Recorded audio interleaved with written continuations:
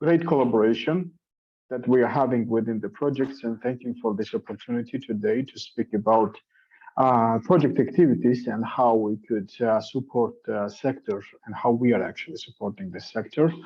Mm, uh, as I know, somebody else has to.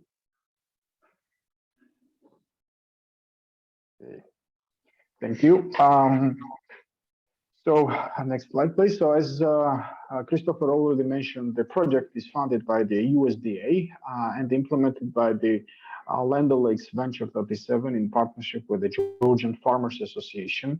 And the name of the project is Safety and Quality Investment in Livestock. It was originally a 5-year project. We recently got expansion, and then we probably will be working on the total of 8 years to develop the livestock sector, dairy and beef sector in Georgia. Next slide, please. So I come up with the 80% highlights that generally describes the sector, which is not 80% is not exact, but that gives you a picture of what is actually going on in the livestock sector. About 80% of cattle is located in the small backyard holdings. About 80 sector of the commercial farms are still under development with a history of couple of years, and about 80% of the beef demand is satisfied by the domestic production. Mid-size farming operation will be, and we believe within the project that mid-size, and within the mid-size we consider some 50 to 80 cattle. Farming operation will be a backbone of this sector, despite the fact that the large operations will play their role. Next slide, please. As the analysis of the sector, we are providing the sectoral studies, and I highlighted the 3 related studies that was recently, within the last 2 years, developed within the skill project. One is the needs assessment study for the existing market price information, and that I will follow up on that, how we actually, based on the study, how we developed the market study and the market price information channel. And the second study is the labor market requirements survey for the food safety. And that's actually a very helpful tool to understand what the sector needs and how to address the issues. That's for the students, sectoral students, that's for businesses, etc. And the third study is on the livestock sector training needs. And we conducted a study for the farmers, how they, what are the needs they want to be fulfilled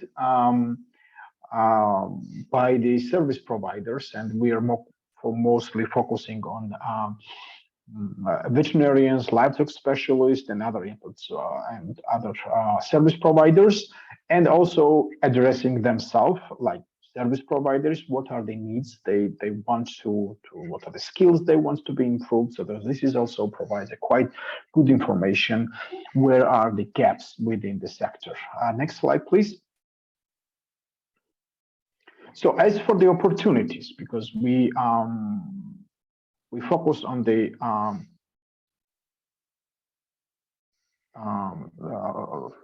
opportunities that the project can provide. So sectoral information, educational technical assistance, farm certification, and co-investment grants. These will be the topics I will be talking within this presentation. And then start with the sectoral information. Next slide, please.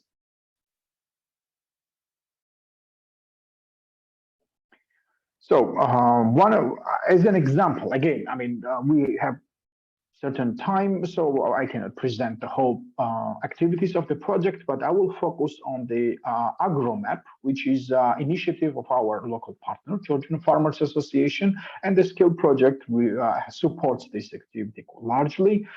And our goal is to establish the platform for the agro businesses, and then mainly we are focusing on the livestock as a skill to have all information at one platform or contact information on related businesses, services, inputs, farms, processings at the one database and we are trying to feed this database. Well, the interested individual can select which basically which business they are interested in by the location. It will be stratified by the districts, and actually with the mobile is also very handy. So actually, if you're, for instance, you're searching for the veterinary pharmacy nearby, the map, Google Map can actually take you there easily. So you can, or through the phone, just click the call, and it will be you will be connected to his or her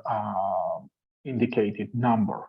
So this is something that we will be keep supporting largely and updating the existing information. Next slide, please.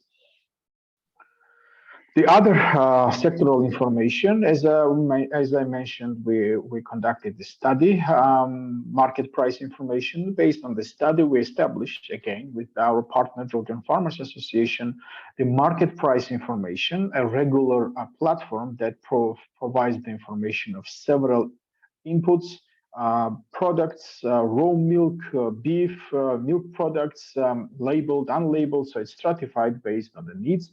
So interested individual can actually, throughout the country, we include all the regions, so data is quite comprehensive, and of course we are sharing this data to our partners through emails, through the agro journal, but also anyone interested can address the Georgian Farmers Association in order to receive more data, like more detailed information about the market, about the prices, some analysis, etc. So it's very useful tool for the businesses or startups who wants to trace the trend of the market prices. Thank you. Next slide, please. As for the educational technical assistance, we believe that this is something that we focus on, and this is something that we are good at currently, that we provide the trainings, but we also provide a lot of educational materials that are distributed online as well as printed versions throughout the country, helping our partners, national food agencies, state other agencies, as well as other partners.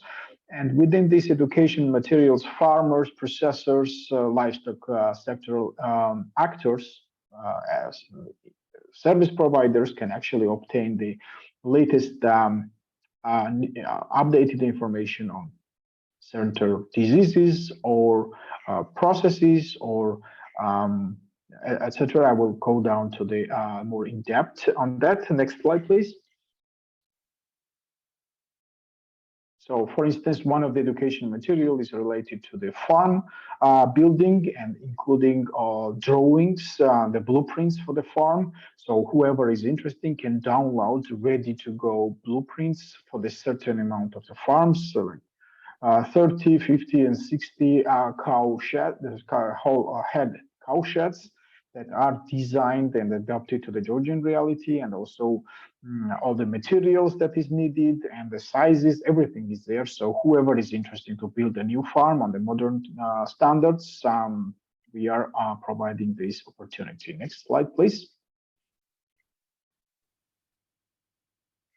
On top of the educational materials, we have developed several electronic programs which are quite easy to be used. They're Excel based in basically, so they can be used without internet. In most of the computers can open those. So for instance, this is a dairy cattle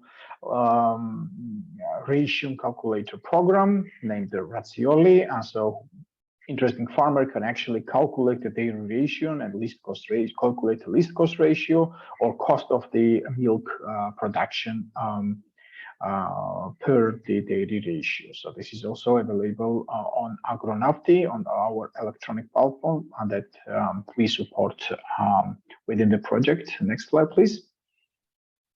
Similar program that is again on Excel based is about dairy cattle financial or economical calculator, FarmSim. So actually the farmer can input all the data about the costs, production, number of animals, different like feed, inputs, costs. So basically, this is electronic bookkeeping, plus this program calculates the cost of the milk, which I believe that not probably less than 10% of the farmers currently are calculating exactly what is their cost of the 1 liter of milk production.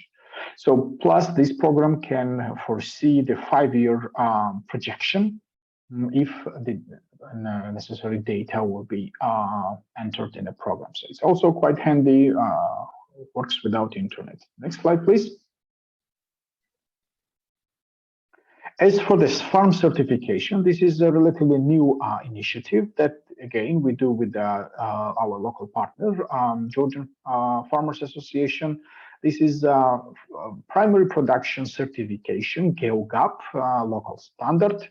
So that's basically inspired by the global gap on the primary production for the dairy sector. And that includes the standard supports the farmer to improve quality and of the primary production, as well as to establish the better linkage with the primary production to the processing, because of by improving, let's say, the quality, and support or establishment of the organization of the farming, so proper managing of the farming, as well as basically the standard will prepare any farmer that undertakes the standards for the state control, state inspection, let's say, as this standard includes all the currently mandatory state requirements. And of course, that includes traceability, record keeping, animal health, animal welfare, and food safety on the farm level. So this is available for the local farmers. Whoever is interested can contact Georgian Farmers Association to gain the support. We also have a team of the specialists that go to mentor the farmer in order to be able to fulfill the standard requirements. Next slide, please. So, for instance, our mentor team is within the picture. You can see that providing training for the mastitis field test, as well as on the right picture, you can see all the materials that interesting farmer will obtain, all the record books, all the field test equipment, all the sign sheets, everything that makes the traceability and then farm management much easier within the GEOGAP standard. Next slide, please. And of course, by the support, we also provide not only technical but also financial support. We currently are under the stage of the signing the agreement with the RFA, request for application 06. That was basically 6 call for the grants component. We started with $25,000 availability, and then we increased for $75,000, which is a 50-50. So that means that if the $75,000 will be requested to the project, the business should also co-finance by the same amount, so at least $75,000. And then currently we have more than 50 businesses on the supported, and then the process is ongoing. And currently the budget that was spent within the project is $1.5 million, and with the co-investment from the business, 2.4. So basically you can see that despite the fact that we request 50-50, business actually spends more because they are kind of pushed or supported by this co-investment. So they provide more investment for their business, and that's how we foresee the grants support to the local farmers. So next slide, please. And with that, I believe these are the picture of some of our beneficiaries. We work on the primary production as well as processing level. So these grants are in kind. So we basically procure the equipment or services that they require and donate to the farmers that are selected for the co-investment grant. Next slide, please. And within that, thank you very much once again for this opportunity. And I'm ready for the questions if somebody having any. Thank you very much. I don't see who is asking question. Is there any? Not that I see of Christoph. There are no questions right now. Then Christoph, with your permission, I will make one announcement. Yeah. Within the frame, within the, let's say, the joint effort, Christoph, with the two projects that is under the Livestock Week as well, we are inviting everybody on the Cattle Expo. This is is supposed to be a yearly activity, but unfortunately until 2020 and 2021, due to the COVID pandemic, we were not able to conduct this big event. But this year, on the 29th of October, we invite all interesting individuals to the Cattle Expo at the Tbilisi Hippodrome near to Tbilisi Lake, starting from 12 o'clock, or it's preferable a little bit earlier, 11:30, to be on the event. It will be interesting and it will be a lot of fun. Christoph, I know that unfortunately you will not be able to attend, but I know that FinExCoop will be presenting their activities in that event. So thank you for that once again. Yes, Lasha, I'm very sorry to be in Azerbaijan that week. I think that first of all, congratulations. I'm really impressed by all the work you have been doing in difficult times, because we have pandemia, we have, so you did a great job. The only thing I'm sorry is not to be able to read Georgian, because most of your documents are in Georgian because they are for Georgians and not for Western experts like me, European experts like me. But no, our great job. Our chief of party yet shares your frustration, because it's also pity that he's not able to speak Georgian. But we try to be practical. We try to have education materials specifically for the farmers, so no need for a translation. Yeah, absolutely. This is something we totally share. Yeah.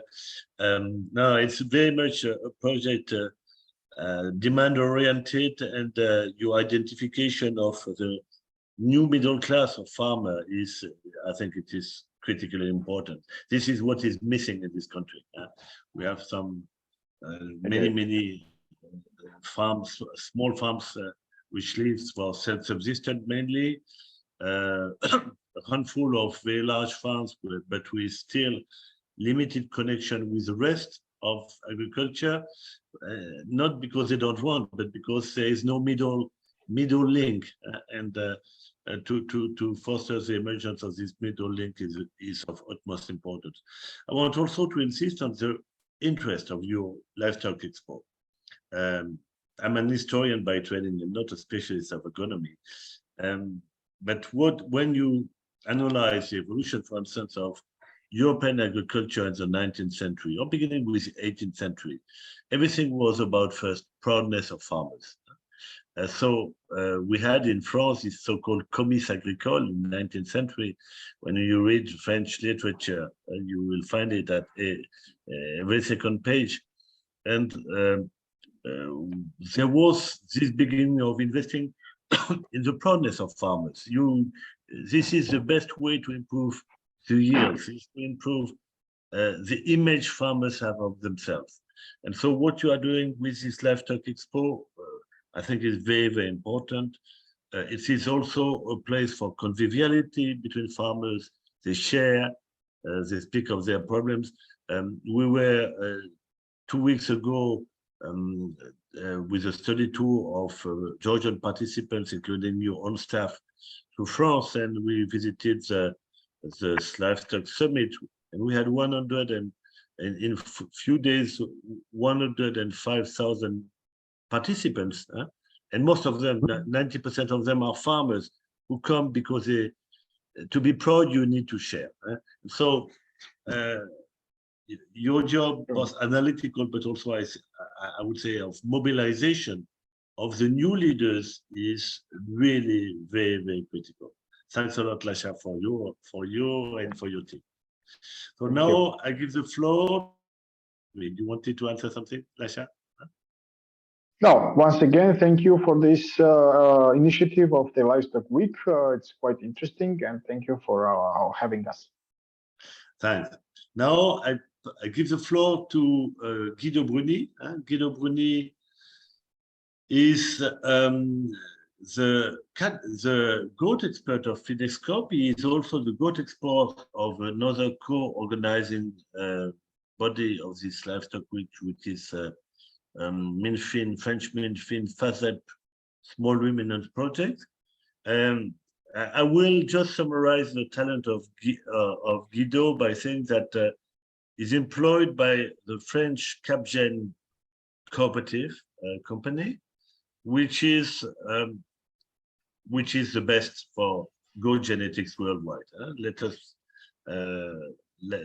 be French. Let us not be modest. So, and this company to recruit an Italian guy to advise French farmers, it needs really to be excellent. This is the floor is yours, my dear Guido. Thank you, Christophe. You are always kind. So thank you again for this big opportunity. Thank you for the presentation. I want to speak about SWOT analysis about goat supply chain in Georgia. I know that FinExCoop have done a very big and interesting work about the population of goats, the goats products, and the possibility of the market of this product. In my presentation, I don't explain and present this data, but I only explain my little history of my opportunity that I have to visit and to work with a technician and breeder of goats in Georgia. So this is a little list of the opportunity that FinExCoop project give me. So I start in December 2020 to do a distance education for farmer and technician about the goat breedings. And after I made a free mission in August, September 21, 2 times in this year. So first was a mission of discovery, and in the last one there was a very special and very interesting mission, because there are a very specific consulting about barn and farms that is built now. So we can move to the next slide, please. So it's what is SWOT analysis? I think everybody know it, but it's only a remember. So we can pass slow to the next. Thank you. So we became from the strength of the Georgian goat supply chain, based on my experience and about the visit that I have done in Georgia. Very nice country. So the strength of the goat supply chain is for me that goat breeding is historical. There are many goat local breeds, so this is very important for biodiversity. Another important point is forest and mountain land are very extended. Even arable and agricultural land are available. And so we can say that agro and agroecological system of breeding goats is the traditional one based on an extensive system, as you can see in the photograph. So you can move to the next slide. On the other side, there are weaknesses. Goats are marginal in Georgia, like in many other countries of the world. We have seen before in the morning the data about Azerbaijan. Sheep are more important than goats, even in Azerbaijan and in Georgia. And we speak about small ruminant, but the goats are always marginal. I understand and I accept it. Another point common in Georgia and in the other country that goat cheese are not so traditional.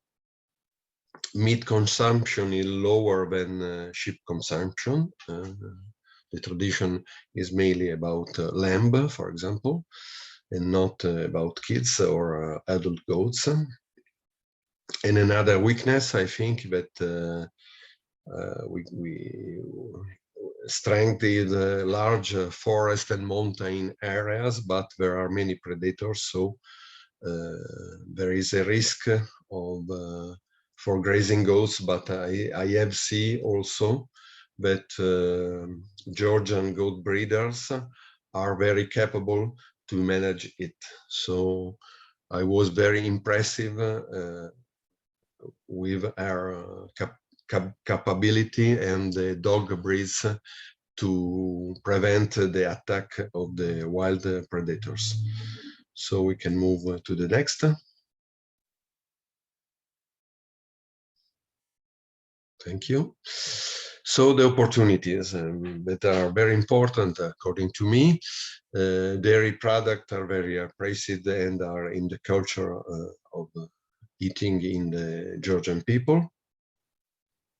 Wine production was born here, so it's a human heritage, the wine production, in the Georgian wine production. Small ruminant meat is a tradition, mainly in the east part of Georgia, at the border of Azerbaijan. Good products, cheese and meat and wine are synergistic. So I think in Europe, in France, in Italy, wine and cheese is a win couple, if you want. Georgia is a little and nice country, but all the big nation at the border could be a big market for goats, high quality products, I think. And another important thing is thanks to a project like FinExCoop, transfer of knowledge and the educational program are available. So the European, French and Italian knowledge are available to technician and to breeder in Georgia. So you can, Georgian breeder can utilize the experience of other countries. Next one, please. And to end my presentation, the treats. I see in Tbilisi market, in Tbilisi shop, specialized in the cheese, in cheese and wine. I have seen many goat cheese from Europe, but with a very expensive price. So the risk is to have a product that became is only for an elite of population. The goat products imported could be an alternative to local one, so there can do a concurrence.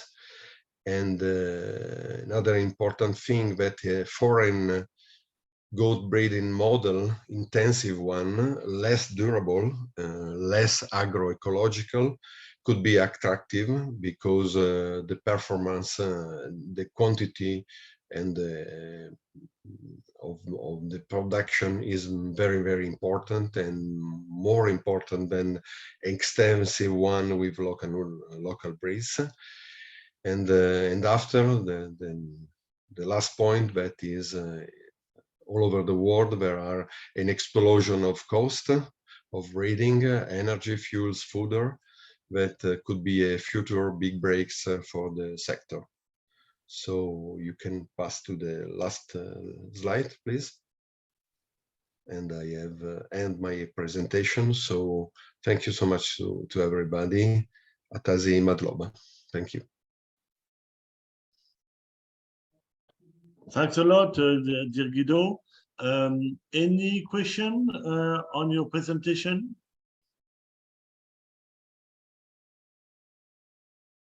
I don't see.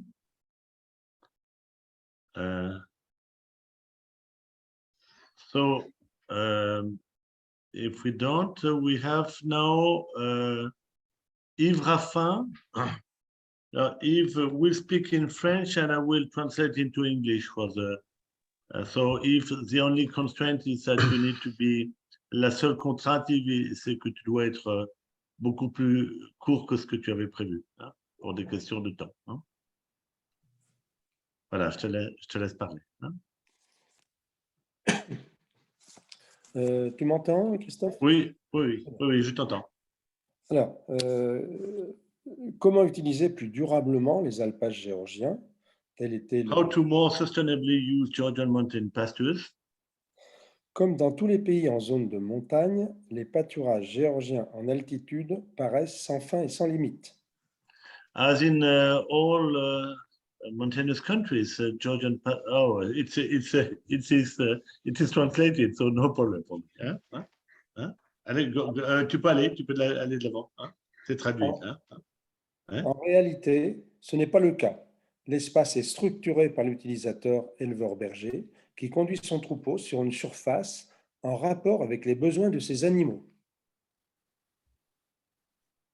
In fact, this is not the case. The space is structured by the user breeder shepherd who leaves his herd on a surface in relation to the needs of his animals. Hein? Tout en étant contraint fortement par le relief, l'altitude, les limites dangereuses du pâturage, les points d'eau, les équipements tels que cabane du berger, installation des soins animaux, accès sentiers ou pistes carrossables. While being strongly constrained by the relief, the altitude, the dangerous limits of the pasture, the water points, the equipment, shepherd's hut, animal care facility, access to paths of carriage track, etc. Cette unité de base Next, please. Que je viens de décrire s'appelle une unité pastorale. Et en Géorgie, il y en a des centaines dans les différents massifs, de petite ou grande taille, pour bovins ou ovins. What I've just described is called the pastoral unit, and in Georgia there are hundreds of them in the different mountainous areas, small or large, for cattle or sheep. But they are not identified, located, described. Mais cela n'est pas identifié, localisé, décrit. En quelque sorte, ceci n'est pas recensé. So there is no analytical work being done on this. Huh? D'après ce que j'ai entendu, le nombre d'ovins serait aujourd'hui en alpage de l'ordre de moins d'1 million de têtes, alors qu'à l'époque soviétique, il y avait, paraît-il, 2 millions d'ovins en montagne. From what I've heard, the number of sheep today in mountainous pastures is of the order of less than 1 million heads, whereas in Soviet times there were nearly 2 million sheep in the mountains. Huh? Toute tentative de mesure politique pour encourager une utilisation durable des pâturages de montagne géorgiens sera inefficace sans la connaissance.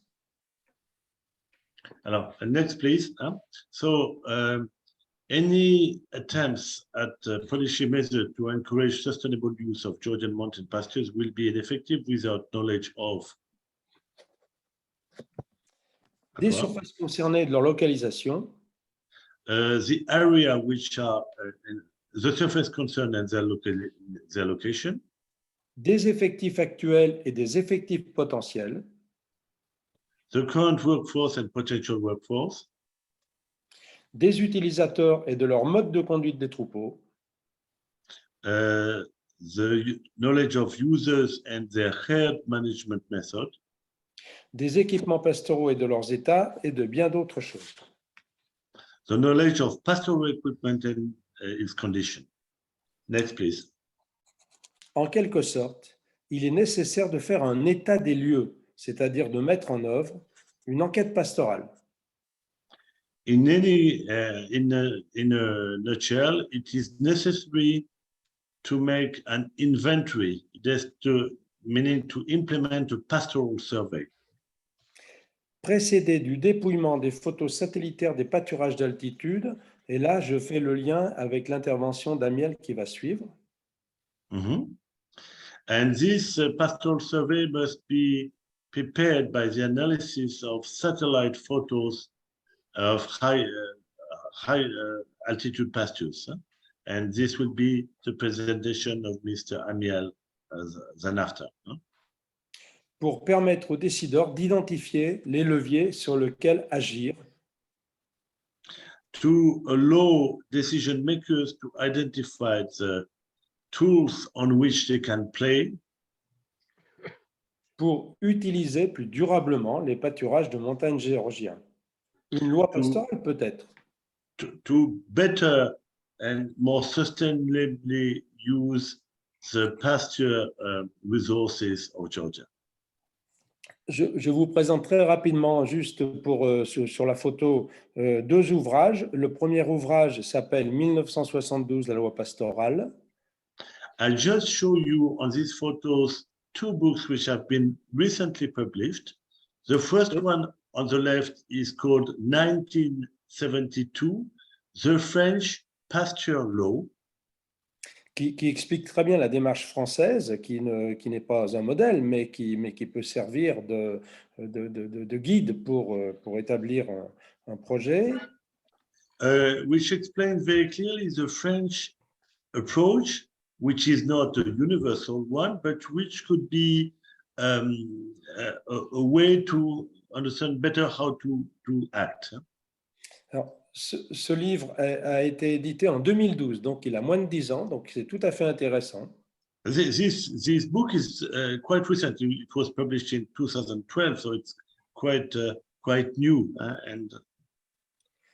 Et j'ai d'ailleurs demandé à l'éditeur qu'il me confie la traduction en anglais que je tiens à votre disposition.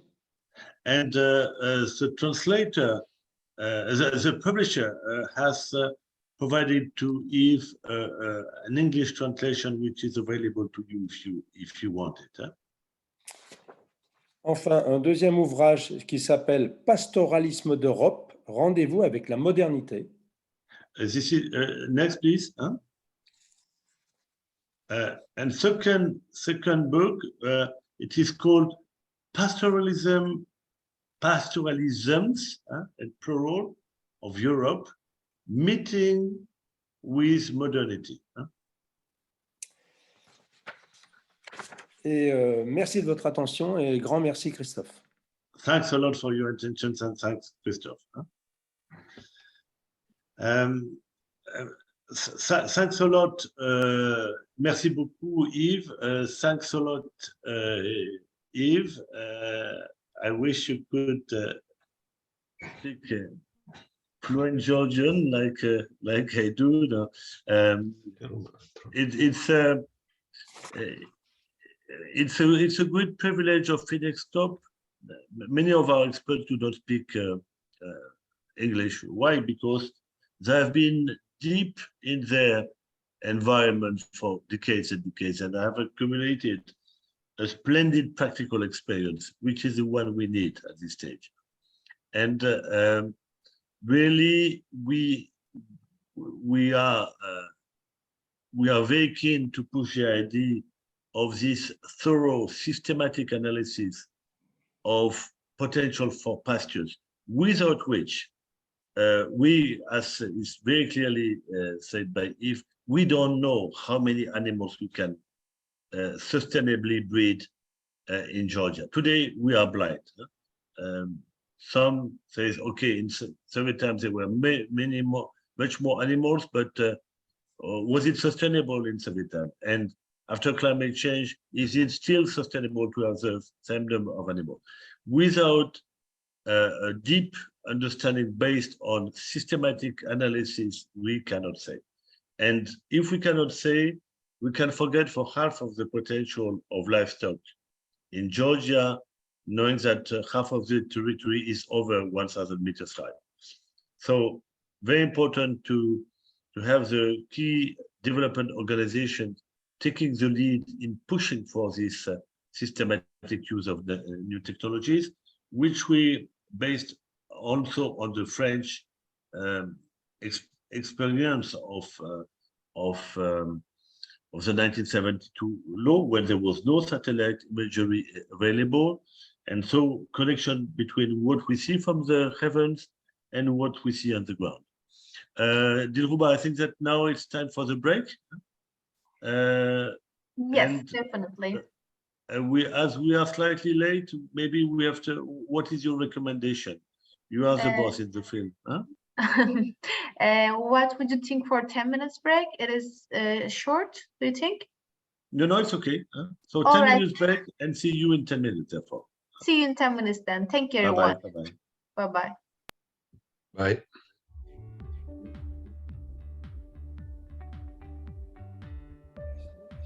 Ah, bah, tu vois, j'avais un truc continu à 14.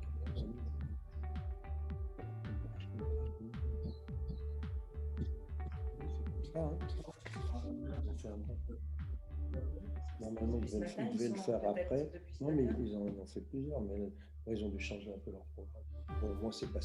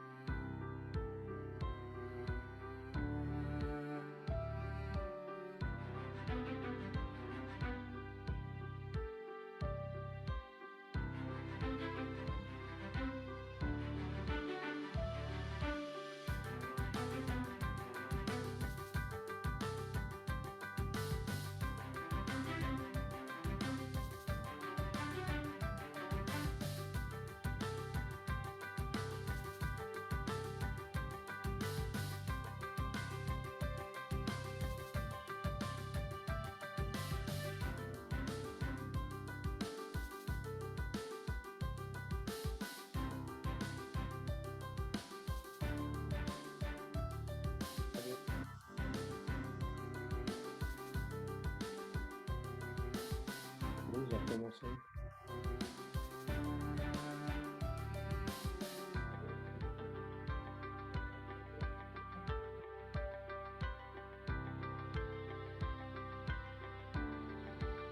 Oui.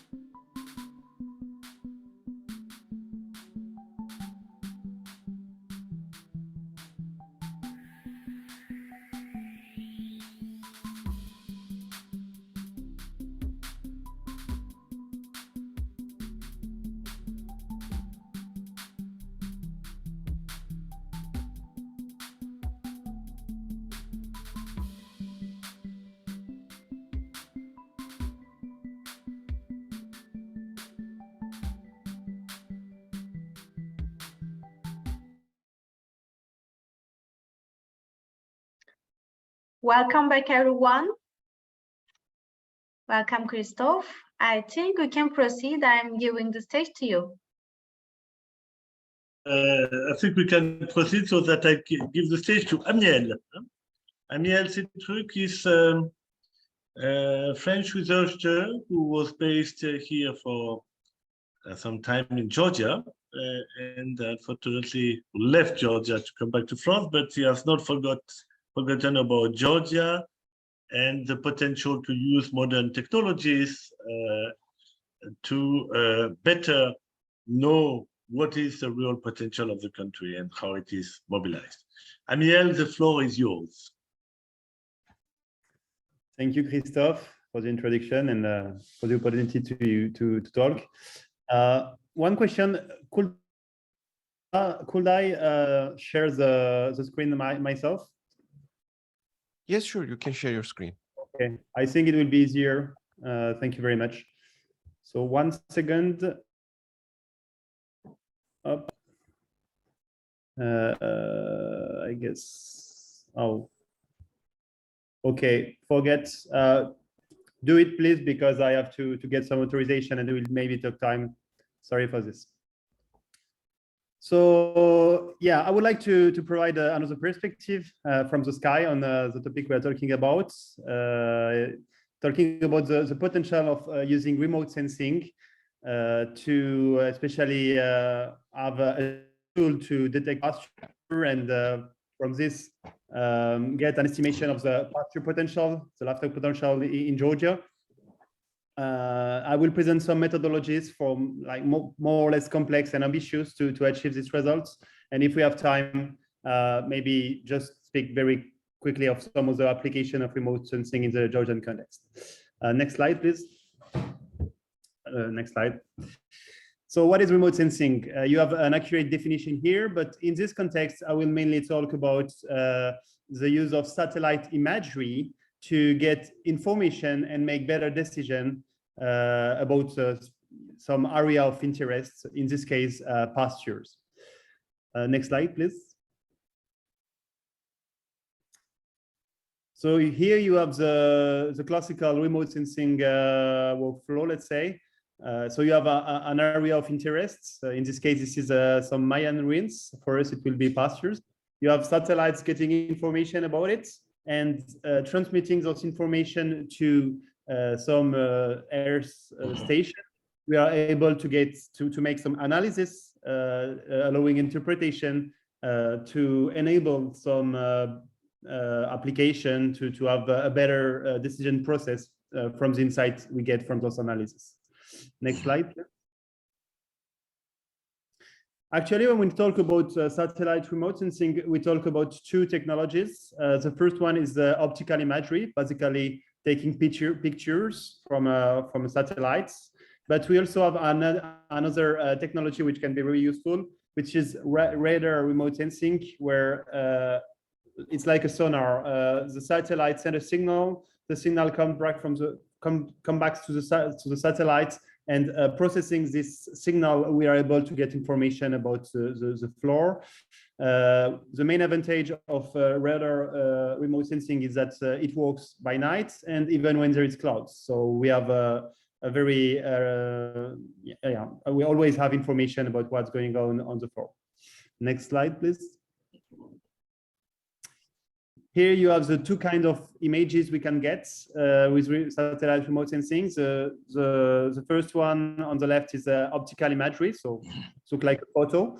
And the second one is the information that we get from radar. Those two kinds of information are very complementary, and together they get a very exhaustive information about the area of interests.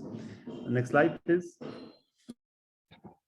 So I won't be too long on this because we don't have too much time, but basically when we talk about optical imagery and radar, it's not as simple as taking a picture or what I just said. There is a lot of potential different technologies, and especially when it comes to optical imagery, it's not just the pictures with green, with visible imagery with green, red, and blue layers. But we also capture information in infrared and not visible part of the spectrum. So it gets a lot of information. Next slide, please. So why remote sensing is especially useful, generally speaking, but especially in the Georgian context? Well, because it's scalable. So remember that we have always satellites around routinely taking imagery. It's not as complicated and as expensive as flying a drone or a plane to get information. And it's also, of course, more scalable than sending people to the field. It's cheap for the same reason, and it's automatable, because as we get information directly on a digital format, we can process it automatically and have a lot of automated thing from this. Next slide. So very quickly, yes, this is, I want to mention that we live, I think, in the golden age of remote sensing. Here you have a chart with the number of satellites in the constellation in the sky. It's a chart from 2018, I think. So you can just see the trend from 2014 to 2018, and you can imagine that it's even far more satellite now. So we have more satellite, more quality data, and for a cheaper price, and it's only getting in this direction, more in this direction. Next slide, please. Yeah. So what kind of imagery we have when you speak about optical imagery? Well, we have very different range of spatial resolution. Of course, when it's super accurate, like the one you see WorldView 4, it's very expensive. But what is good with the agriculture use case is that we can actually use just high resolution like Sentinel-2 or Landsat 8. Maybe you can change the slides. So yeah, those two one are the one we are interested in because it's in-house to capture information about agricultural objects, and it's actually free imagery. Okay, next slide, please. even the one after this one, because this one I think it's not necessarily. Yeah, again one, please. Thank you. So we have a lot of application. Here you have, yeah, you can see different applications. So of remote sensing beside agriculture. Here this is fire detection. The next one on the next slide is yeah, census, animal population census. The next one on the next slide is military use. So this technology is super versatile. You can use it in a lot of different contexts. Next slide, please. Next one again. But what there was, oh sorry, there was a delay. I wanted to show one before, yeah, just one before this one. Sorry. And what we are interested in today is, of course, the use cases in agriculture. We can do a lot of stuff.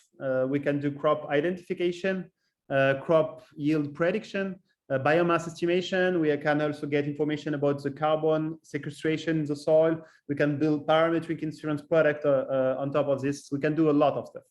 And now I will talk on the next slide about the pasture detection framework. As Yves and Christophe explained, this can be a very interesting tool to have a first estimation of the pasture potential, or to help making a pastoral survey. So what is this framework? What do we have to do this? Well, as I said, we have a lot of free imagery from different type, optical, radar, so we can get a lot of free information in a scalable fashion. We also have those resources with good revisits. Every 2-3 days, we have an image of any crop in Georgia. Next slide, please.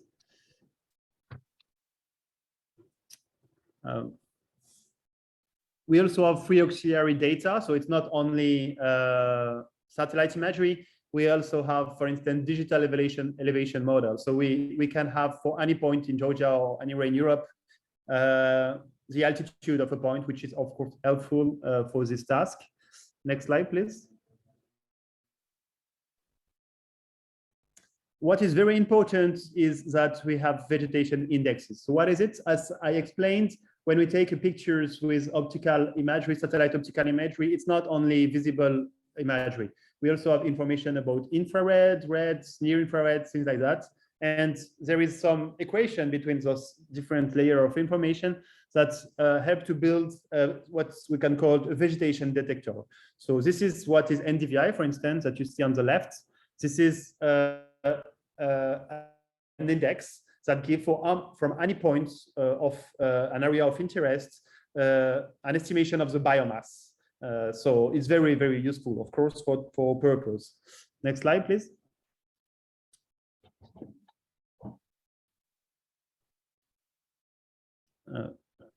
What is good is that we can use those vegetation detector not only for one picture, but for a set of successive imagery. And thanks to this, as the NDVI, the vegetation biomass, change with the growth of the plants, we can have a very specific pattern for a given plant. If you look at the next slide, this is, for instance, spring barley. And for this specific plant, we know that at this moment of the time, we have this level of NDVI, then it grows, then it decreases. And this is a specific pattern for this plant.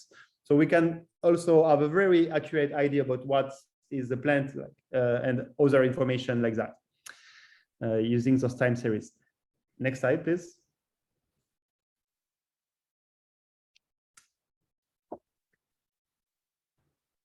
What is very, very important is to have ground truth data sets. So one thing that we don't necessarily have in-house quantity in Georgia is field data, ground truth data. When you build a remote sensing application or model, you absolutely need to validate it against field data. You cannot just say, okay, I saw this on the satellites and that's it. You need to be sure about the precision of your model. So this is very important to have ground truth data to build an accurate model and to validate it. And we can do it, I think, using French data. Indeed, in France, we have on a regular basis pastoral survey that map the different where there is pastures in the Alps. And this is what you see on this image. Each gray patch is a summer pasture area. So next slide, please. Thanks to this, we can build a workflow where we start build a model using those data. So we take satellite imagery in the Alps, we take those ground truth data, we build the model, we compare, we validate, we improve. And when we do this cycle multiple times, and at some point, we have a model that we are confident in-house to use it in Georgia. And then we only need to use a few field ground truth data in Georgia. So this is what is powerful. This is called transfer learning. You build a powerful model somewhere where we have data, and then with just few data, you can do something very powerful somewhere else, here in Georgia. Next slide, please. So one example of what we can do once we have such a model able to detect pasture would be, for instance, to look in the past, because satellite imagery in the past exists, to look in the past to get a first estimation of pasture detected in Georgia, then to do the same thing now and to look at the difference. And this will be a first interesting, I think, estimation about the unused potential in Georgia. Next slide, please. So now I want to show three methodology. I will be short because I think that it's also a lot of time that passed. The first methodology is just to use the satellite imagery for qualitative assessment. So just looking at the image, you can have a lot of useful information. If you click on the, because this is a video, maybe you can try to click on the, yeah. You can see that satellite is very visible on satellite imagery that as the summer pass, some parts become less green. And if we look at the next slide, we can compare this. So maybe next slide, please. I don't know if it's that is too. Yeah, okay. If you look, if you compare what we see on the satellite imagery and the ground, no, the one before. Sorry, I think there is some delay, so sometimes I see that you change too late. Can you go to the slide with the three? Yeah, thank you very much. There's a bit of a delay, sorry for that. Yeah, no, this is, it's okay, of course. So yeah, as I said, if you look at this qualitative assessment, this is actually super accurate. You just look at the image before summer, the image after the grazing season, and you see that the parts that were green and that are not green anymore absolutely are absolutely related to what we can see in the ground truth data from the pastoral survey. So this is already accurate to have a look at the data, at the imagery, and to take some get some insight out of it. But we can go deeper, or we can do better. If you look at the next slide, so the next slide is the same thing applied to Tusheti, so you can maybe show the video very quickly. We can get exactly the same satellite imagery in Tusheti as we did in Vallée de l'Oisan in the Alps.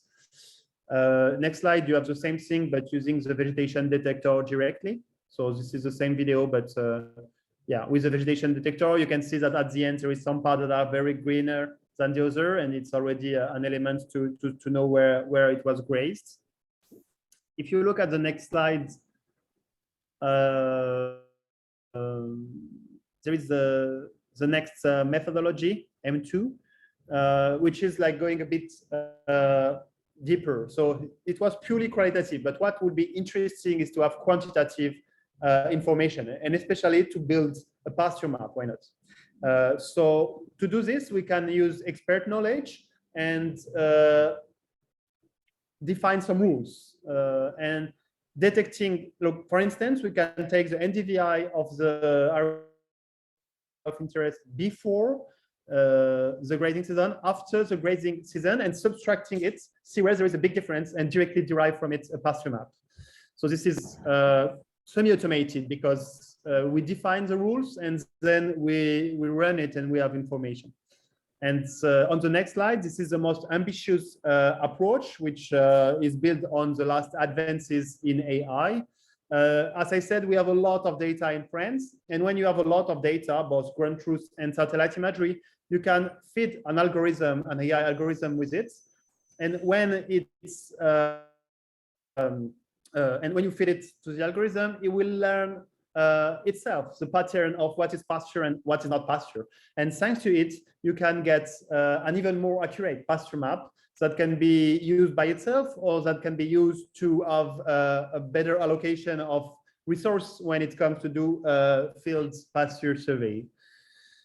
So that's it for the method. I think that I took too much time and I don't have maybe time to go on the other application, but it's maybe not that important. If you want 1 minute more, just okay. I take 45 seconds then. Thanks a lot. So, thank you very much. And so sorry for the delay. I think we have 2 seconds delay. Yeah, just to say that, as I explained, remote sensing can be used for a lot of different use cases. And I show the one of pasture detection and pasture potential estimation, but we can do a lot more. We can, so this is some other use cases that I found in the literature, for instance, scientific literature of works that have been done elsewhere and then that could be done in Georgia. For instance, to have better information about how the intensity of pasture use, of grazing intensity, the pasture degradation. On the next slide, you can also see to have more information about the type of pastures, the estimation of biomass in pastures. We can also have things that are not related, especially with pasture, but more generally with farming, to detect automatically abandoned lands that could be used. Or we could also use some things that are now implemented for the CIP subsidies policy in Europe. On the next slide, where remote sensing is actively used to detect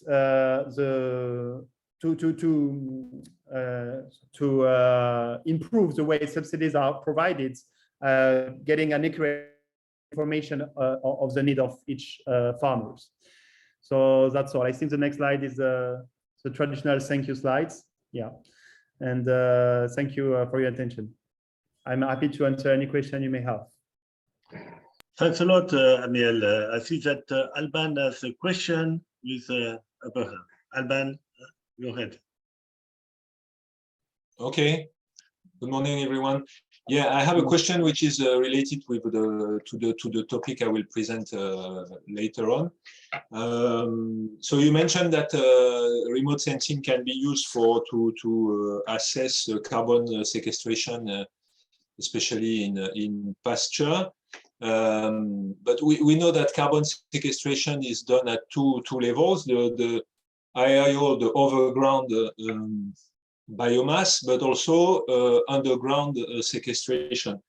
And I suppose that the satellite images give a good idea of the IIO biomass. But I'm wondering if you can also assess the underground biomass and then the carbon sequestration underground, because it's actually more than the usually, especially in pasture, there is more sequestration under the ground than in the vegetative cover, because it also depends on the species, the type of root system they have, and so on. Over. Thank you. You actually, yeah, exactly right. This is so I was not very accurate because I had to be fast. So I would not say that remote sensing currently is in-house as a standalone solution to get information about carbon sequestration. But remote sensing can be used to have information about some practices occurring, for instance, in a crop, to get information about what kind of, if tillage occurred, to get information about, for instance, if a cover crop was planted, what was its biomass. And you can feed a model then with those information you validated using remote sensing to get information about how change the soil carbon sequestration. But this is not alone. You also need some other data that you still need to have on the field. Nevertheless, I know that, for instance, DLR, the German Space Agency, is working now on a direct assessment of carbon in soil using only remote sensing. I don't know where they will get what they will get out of it, but this is an active research field.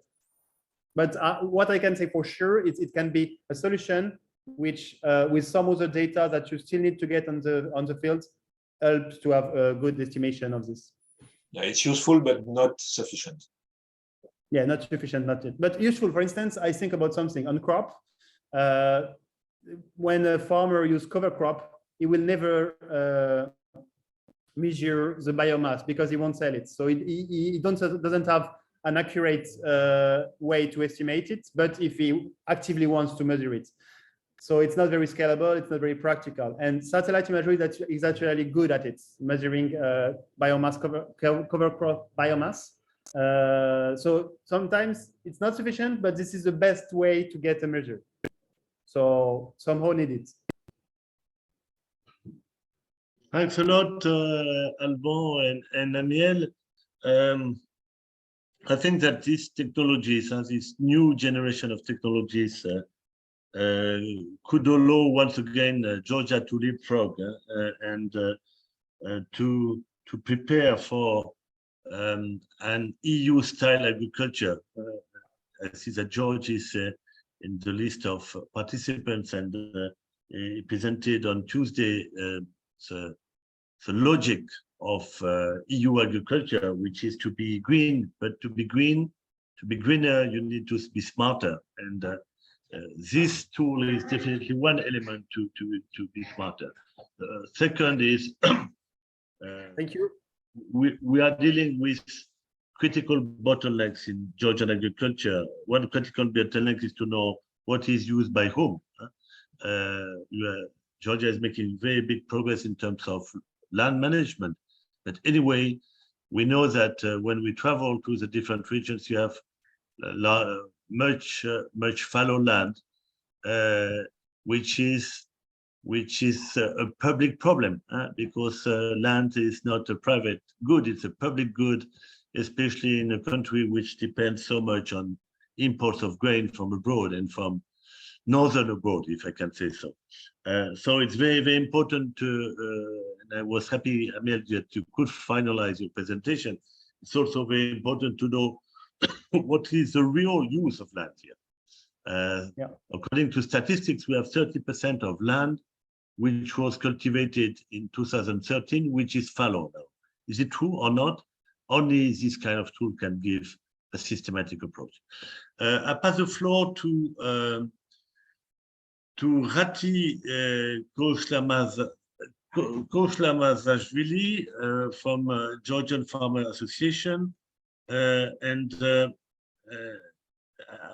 Before giving you the floor, Rati, let me express my admiration for what is being done in Georgian Farmer Association. I mean, 4 or 5 years ago, when we began to work on the preliminary study for FinExCoop, it was very much a small toy.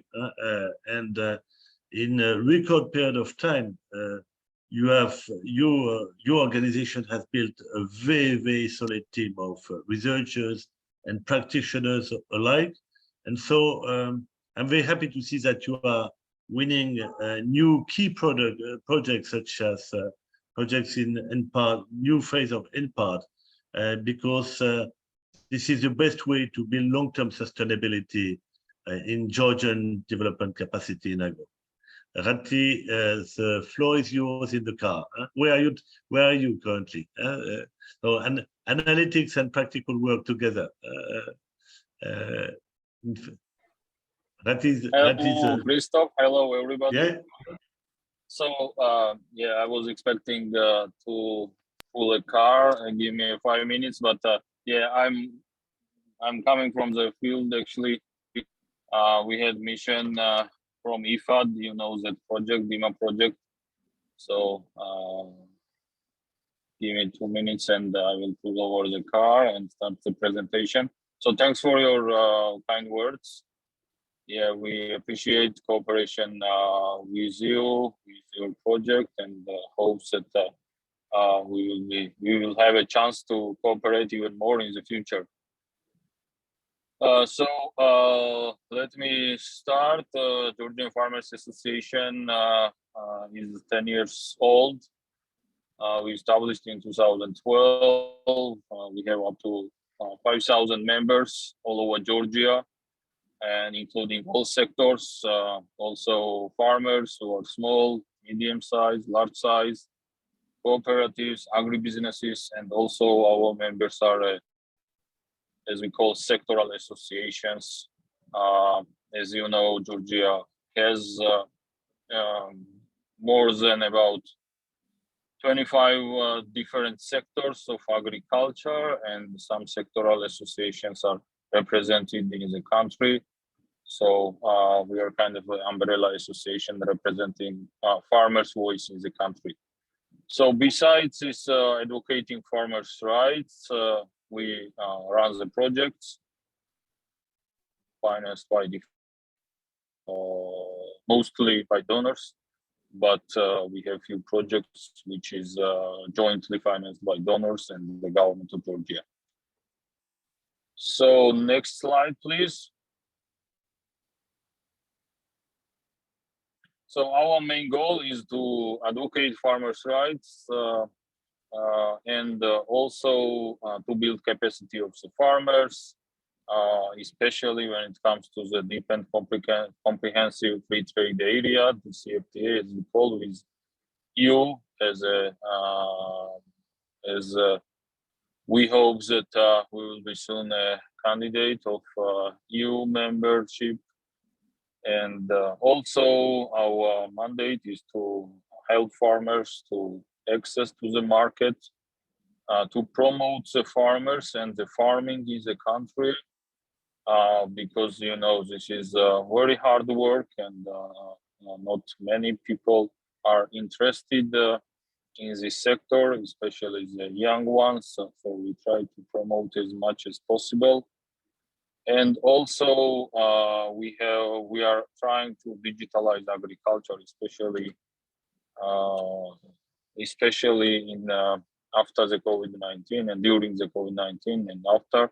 We try to digitalize all the services and even the build capacity and train farmers to use digital technologies. Of course, this is not easy always, but it takes time, and we really see the future, even in agriculture, that could be more digitalized. Next slide, please. So Lasha presented skill project. I'm sure that Yeton presented also in detail. I would not pay attention on it. This project is financed by USDA and implemented by Land O'Lakes, and we are the local partner. The Georgian Farmers Association is local farmer, especially focusing on local standard GeoGap, also to digitalize agriculture. Especially, we are developing together the AgroMap, which unites the all kinds of actors in agriculture and food industry. Whatever is needed for the farmers, we try to put it on the special map to make it easy for the farmers to find whatever services they need.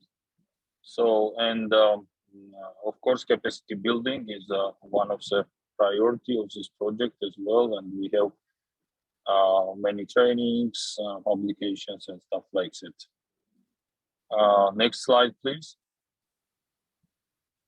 So I will pay attention on the project, which I'm also supervising, and which I already mentioned. This is a project called DIMA. This is dairy project, dairy modernization project in the country, financed by IFAD and also government of Georgia. So within this project, our component is to implement the technical part of it. this project itself has a grant component, which is run by the government of Georgia, and our role is to build a capacity within the farmers, covering 4 regions. Samtskhe Javakheti, one of them, which I'm visiting right now, and 3 regions are in western part of Georgia. Those are Samegrelo, Imereti, and Rajavechhumi and Kwemoswaneti. So our the main activities are to establish a demonstration farms. We have 4 different types of demonstration farms. One is milk hygiene, the second one is animal welfare, and the third one is feed production, and the fourth and one of the important one is also feed conservation. So we would like to have these small farms, but a little bit advanced one as a demonstration farms in order to show many other small farms and also progressive farmers in those regions how to improve hygiene, how to improve the welfare, and also feeding of the cows and the cattle in general. So because of this, we do on-site trainings. As I mentioned, I'm coming from the field, and we had a on-site training on the demonstration farms in Samtskhe Javakheti region for the small farmers to show what has been improved in this particular demonstration farm in terms of milk hygiene, as well as, for example, feed production or animal welfare and feed conservation as well. So we are trying to teach farmers very practical steps how to do it, and also provide the not only verbal instructions but also distribute the materials, which is very helpful for them. So another big component of this project is to also promote artificial insemination in those regions, especially where the project is subsidizing about 70-80% of artificial insemination, and the rest is paid by farmers. For example, one process costs 20 lari for the farmers, and the rest is paid by the project. Of course, it's not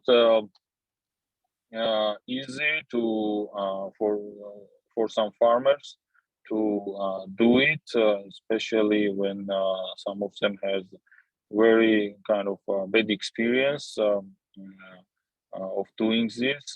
But with the capacity building, with the meeting, with the farmers, providing information and stuff like that, we have quite good results up to now.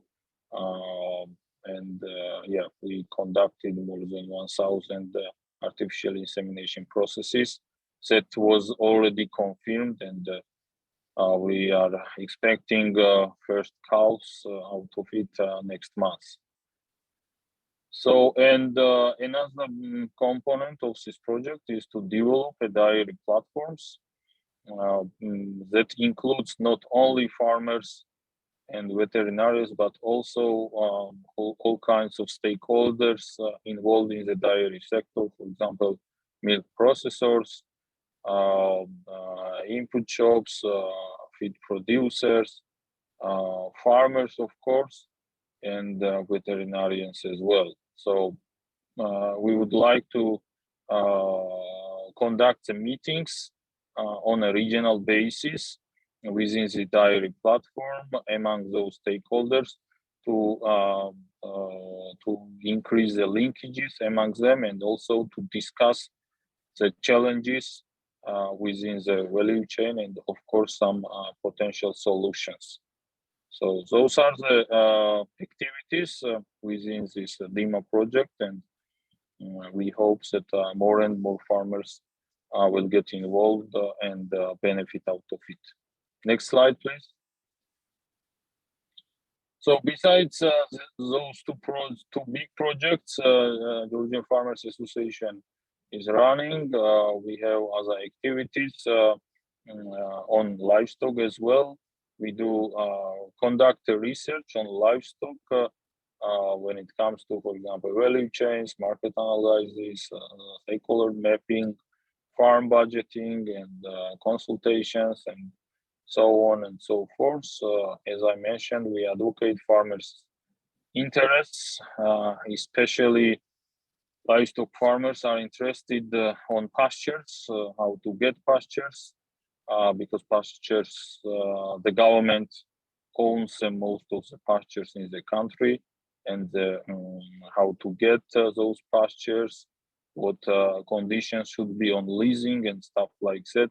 We are very much focused on this to advocate the interests of the farmers.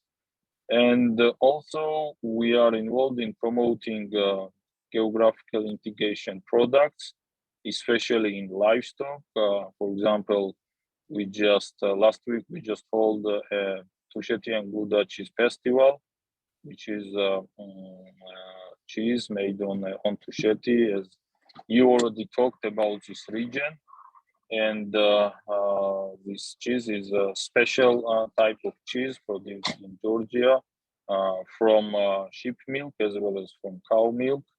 Also, we promote agritourism on livestock farms as well, and also try to link farmers to the markets. So those are the activities about livestock, what we do, and how we do.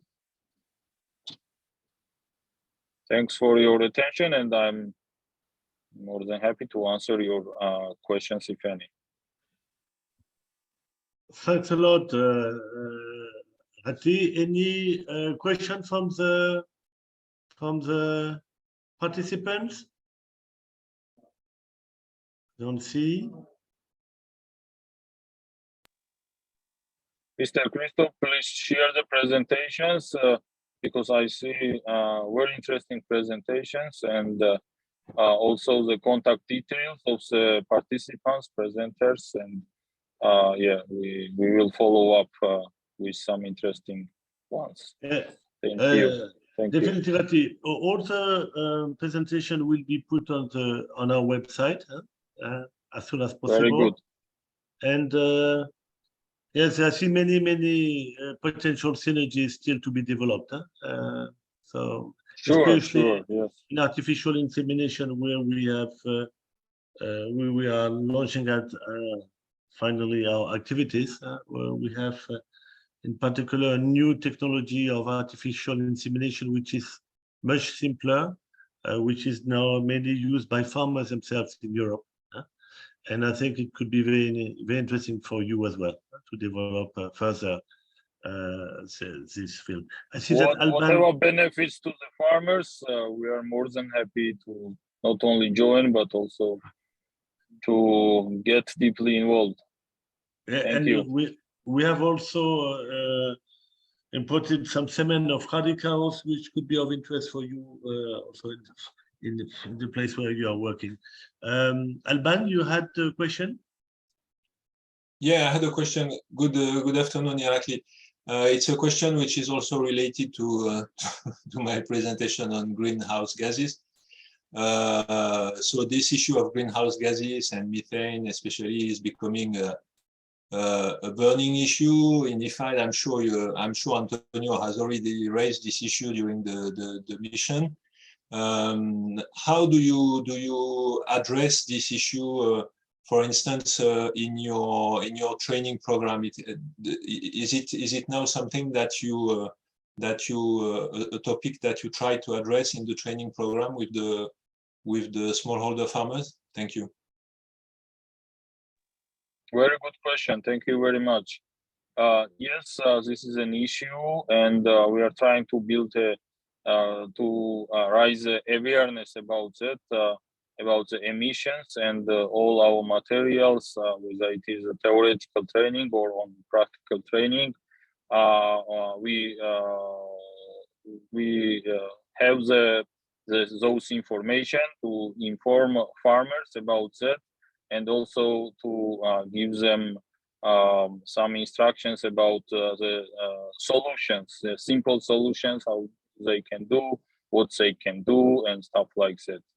Of course, we hope that more grant and more opportunities for the farmers will be available in Georgia in order to have kind of take more steps towards this. Awareness raising is one component, but it needs some investment in order to follow the instructions, for example, set by EU or any other developed countries, which is to how to combat the emissions and yeah. Okay, the thank you. consequences of this. Thank you.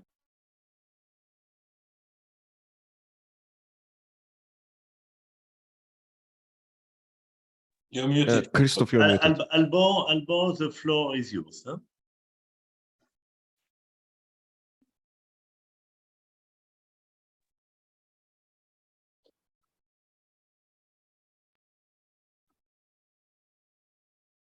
Okay, I didn't know. I thought it was later, but it's okay.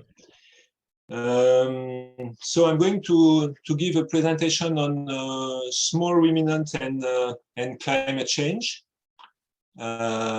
especially on greenhouse gases issues. You know, it's an important issue. Huh? Georgia is a member of UNFCCC. Georgia has made some commitments to UNFCCC through the national determined contribution, and it's important to address this issue, and also to have the relevant data to report on emissions. So I will talk about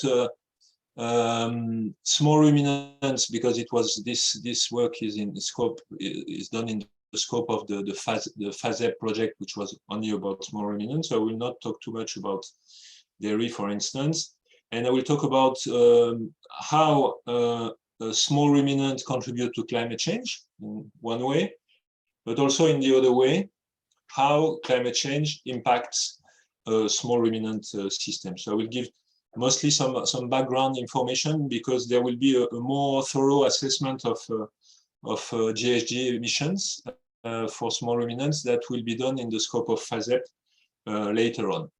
So let's start by a small reminder about the small ruminant subsector in Georgia.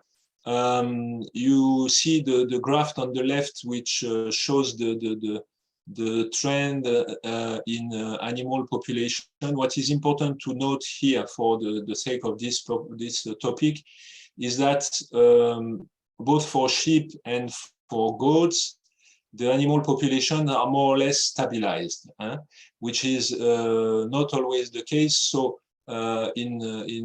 especially in former Soviet countries, but here it's the case. They are more or less stabilized, and it's very important for GHG emissions, because of course the number of animals has an impact on GHG emissions, and if flocks, the size of flocks were increasing, then it would have a very negative impact on GHG emissions. Then on the right you have a table with the areas where the sheep and the goats are concentrated, but I think you are all aware about this.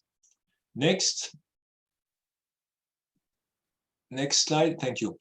So just again, a small reminder on the sheep production systems, because it has, of course, an importance for the climate change impact.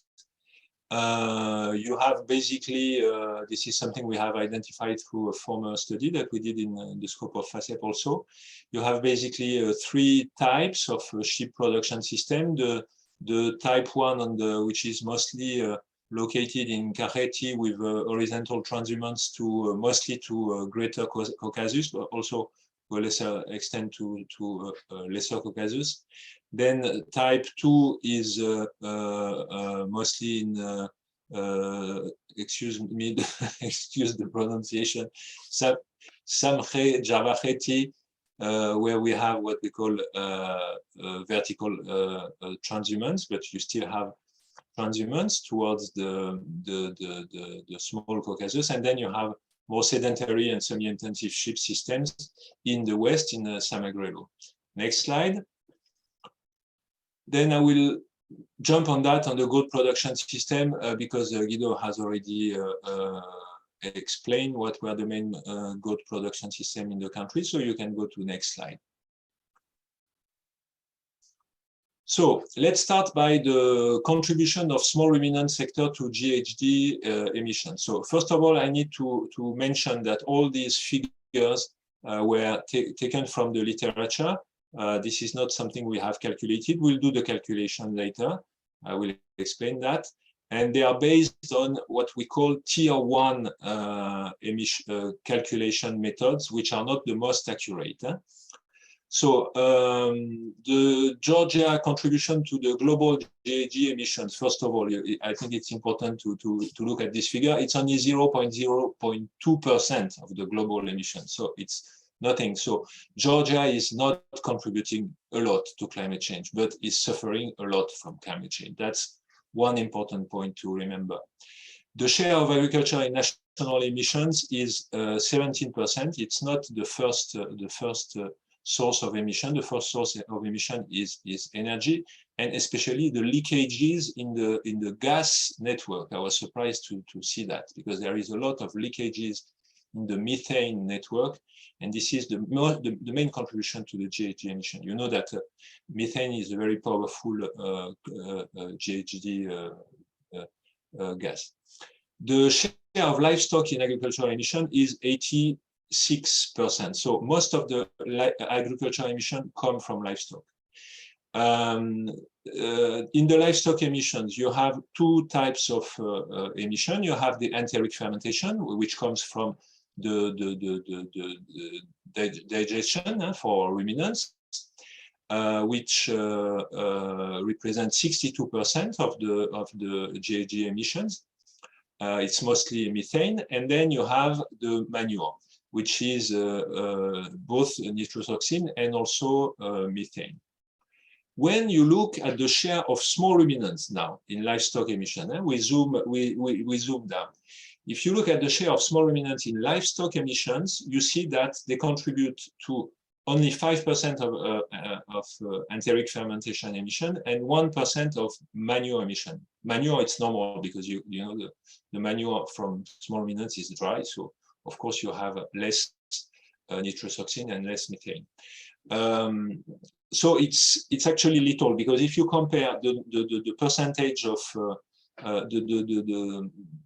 the percentage of small ruminants compared to the overall livestock population in terms of livestock units, the small ruminants represent 14% of the livestock, but they contribute to around 3% of the emissions. So proportionally, the small ruminants contribute less to the GHG emission. So the share of small ruminants in total GHG national emission is less than 1%. So it's something. It doesn't mean that it doesn't need to be reduced, but it's not that important. Then there are other factors that need to be looked at. It's the emission intensities. You know, emission intensity is the quantity of carbon that you emit, you produce for 1 kg of output. So in our case, it's either meat or milk. When you look at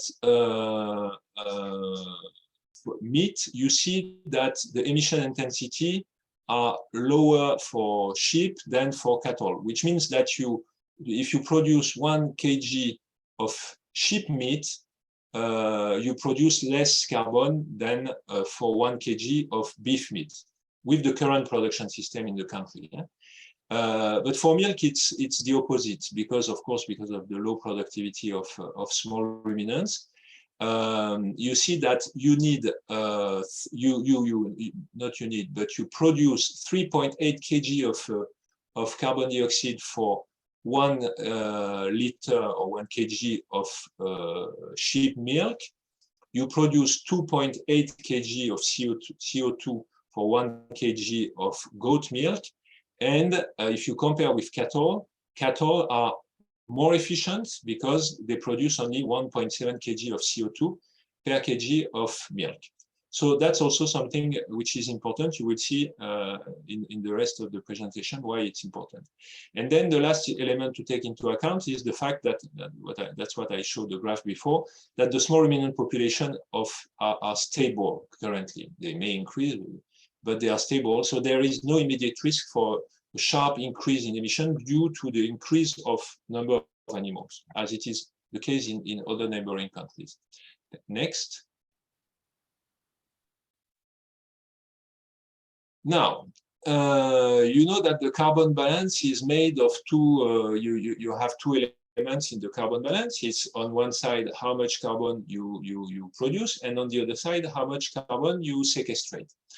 And sequestration is mostly in the soils, and for small ruminants, their contribution to sequestration is mostly through the pasture. So the small ruminants in Georgia, they play a key role in maintaining summer pasture in good condition. And we know that summer pasture are, generally speaking, in good condition. So they sequestrate good quantities of carbon. But the small ruminant also overgrazed winter pasture, and they also play a negative role in increasing winter pasture degradation. So yeah, on the other hand, they maintain the carbon sink in the mountains, but on the other hand, they deteriorate the carbon sink in the lowlands. The pasture in Georgia are a very important carbon sink. We very often underrate the role of pasture for carbon sequestration. It's the second carbon sink in the country after the forest. But the big issue in Georgia is that the pasture lose around 3.3 kilotons of CO2 per year, which is more than the enteric fermentation and the manure management. So the carbon balance is more affected by the sequestration in the soils, which is decreasing, than by the emissions, you see. And this is due to both to the continuous degradation of the pasture, especially pasture in the lowlands, the winter pasture, and it's also due a lot to the conversion of pasture into croplands, especially the winter pasture, because winter pasture sequestrate a lot of carbon, but when you convert a winter pasture into wheat or whatever, if you convert into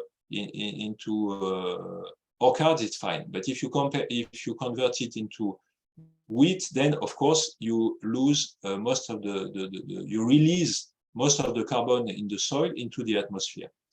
So the problem in Georgia is more about the reduction of sequestration. There should be more emphasis on that than on, and the increasing emissions is so far not a big issue.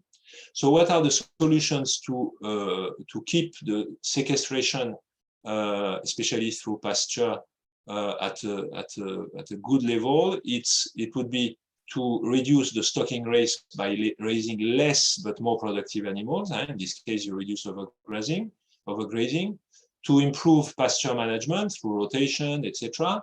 To protect pasture against land use change, protect pasture. The pasture should remain pasture and should not be converted into wheat, for instance. And to also utilize alternative feed resources to reduce overgrazing, like crop byproducts, conserved fodder, rangelands, and woodlands also, where there is a lot of sequestration. Next. Now, what is the impact of climate change on the small ruminant sector? As I said, the small ruminants contribute not to a large extent to climate change, but they suffer a lot from from climate change. So Georgia, first of all, is recognized as vulnerable to climate change. There are some countries that are recognized as highly vulnerable. It's not the case of Georgia, vulnerable only. And it's ranked 40th out of 181 countries in terms of vulnerability. So it's still at the top of the list.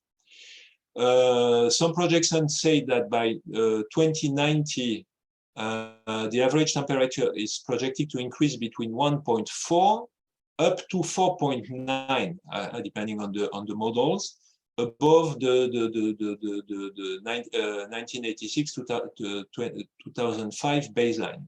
So it's not nothing. Even 1.4 is a lot, but imagine 4.9 degrees. So the expected impact of climate change on small ruminants include, and they already include, it's already the case, feed shortages due to more severe and prolonged drought episodes, especially in summer. It's also it may also make some new disease emerging, and existing disease may also have a higher occurrence, especially the vector-borne diseases. Of course, you will have more water shortages, but on the other hand, there could be also some positive impact, especially on winter and mountain pasture, where you may have more resources and a duration of grazing which is increased. So it's not all bad. There are also some sometimes few, but not some positive benefits of climate change. And then I think it's important to mention that small ruminants are more resilient to climate change than other species, especially cattle. That's also one reason to promote small ruminant farming, because it's a way to make the livestock sector more resilient to climate change. Next, please. Now, the question is how to mitigate the greenhouse gases emissions in the small ruminant subsector. There are three main triggers to do that. You can reduce the emission intensity, which I explained is the number of kg of CO2 that you emit per kg of meat or milk. You can also reduce the number of animals, and you can reduce the emissions per animal, which is usually not easy to achieve. It's the most difficult to achieve. So to reduce emission intensity, the best way is intensification. And there are different sub-triggers, I would say, under this main trigger. The first one is animal health. The impact of animal health control on climate change is very often underestimated, but there are some studies from FAO that show that, for instance, deworming can reduce emission intensity by up to 20%, and vaccination against transboundary animal disease can also decrease emission intensity by up to 20%. There is a new report of FAO released recently, which is it's actually 22. I don't know why I put 21, which is very interesting in this regard. The feeding is another trigger. If you increase the quality and especially the digestibility of the feed, you reduce the emission intensity, and you can also possibly reduce the emissions per animal. And we know that fodder and pasture quality is a recurrent problem in Georgia, especially for small ruminants with bad quality hay, very often pasture which are grazed at a late stage, etc. Reproduction is also a very important trigger to reduce emissions. If you improve reproduction parameters, especially fertility, prolificity, age at first parturition, it will contribute to productivity and then reduce emission intensity, but you will also reduce the number of unproductive animals. You will reduce the number of empty animals or dry animals. So you will, of course, it will of course have an impact. And then genetics is also an important trigger, because you will have more productive animals and you can have less animals. And then the last one is the utilization of renewable energy, like solar energy, at all steps of the value chain. For instance, for cooling, you can have cold rooms which are powered by solar energy instead of fossil fuels. Next. Next slide, please. Now, it's one thing to reduce the emission, it's mitigation, but you have also to optimize adaptation. You have to adapt to that, because even if we do a lot of efforts, there will be climate change. So how do you optimize adaptation? It could be through genetics again. Genetic improvement through crossbreeding can reduce climate resilience if you don't choose the right breed. If you choose the breed that are very climate sensitive, you may reduce the climate resilience. So if you want to have climate resilient small ruminant, you need to choose your exotic breeds very carefully and use hardy breeds like those that were presented earlier on the first day. The fodder is also an important way. You need to explore the introduction of new fodder species and varieties, especially drought and heat resistant fodder, and also increase fodder harvesting and conservation, so that you can use harvested fodder during dry spells.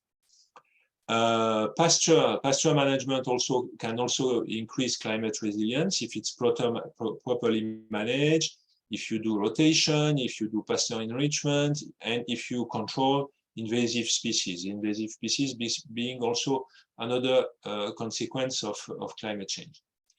Animal health, you need to have proper surveillance and control of climate-sensitive disease. And in general, disease control improves resilience because it's logic. If you have healthy animals, they are more resistant, more resilient to shocks, including heat shocks.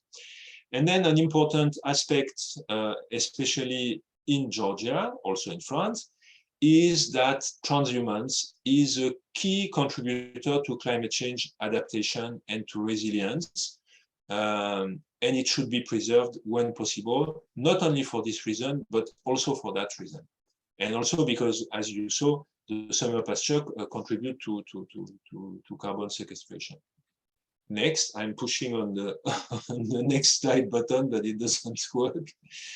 Okay, so as I said, all that was done based on available data that are mainly based on tier 1, what we call tier 1 data.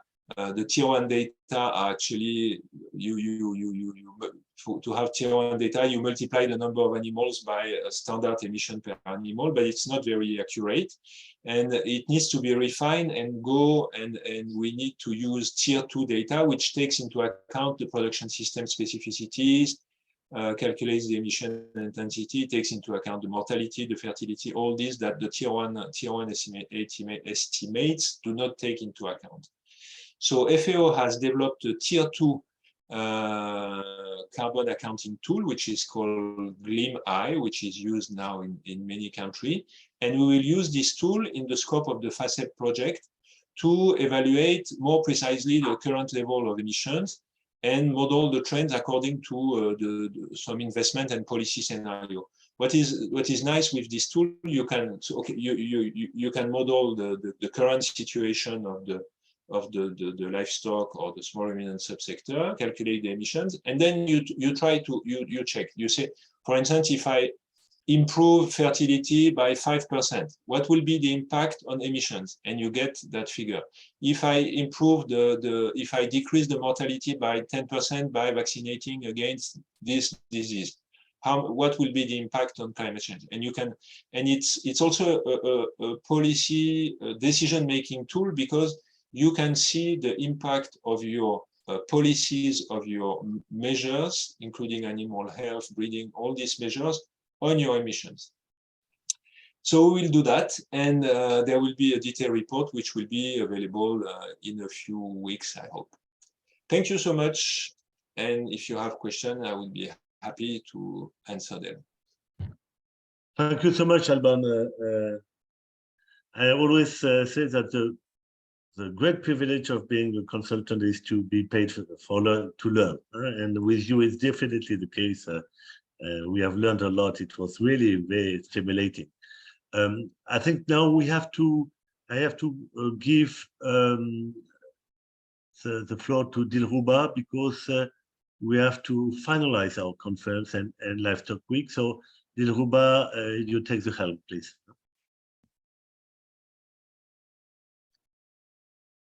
Thank you, everyone.